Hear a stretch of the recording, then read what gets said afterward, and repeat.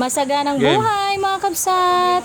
Tara samahan nyo ko mamalengke. Ayan, ganyan ang ating attire sa pamamalengke. Ayan nga, mababa na ako sa aming subdivision. Maglalakad lang po tayo ng almost 3 kilometers. Ayan nga, at sa ating paglalakad, nakakapag-exercise na rin ako mga kabsat. May mga nadadaanan ako na bilihan ng mga tiles.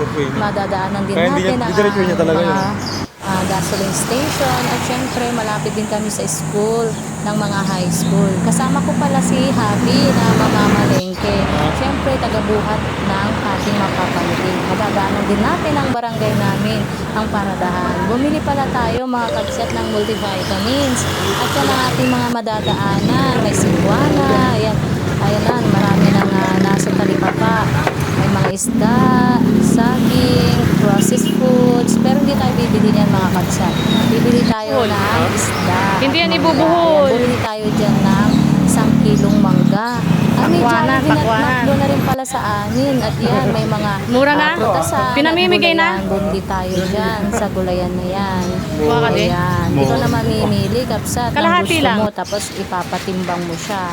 Nag-grocery rin pala kami ni husband kasi wala na kaming mga sabon. Hindi naman ako nag-grocery ng maramihan kabsat dahil hindi naman kami kumakain ng mga processed food or canned food. At ayan na nga, pauwi na kami, nag-tricycle na lang kami ni husband kasi medyo mabigat ang aming dala. At yan na nga, nilalabas na ni husband at ako naman ay maghuhugas na. God bless po!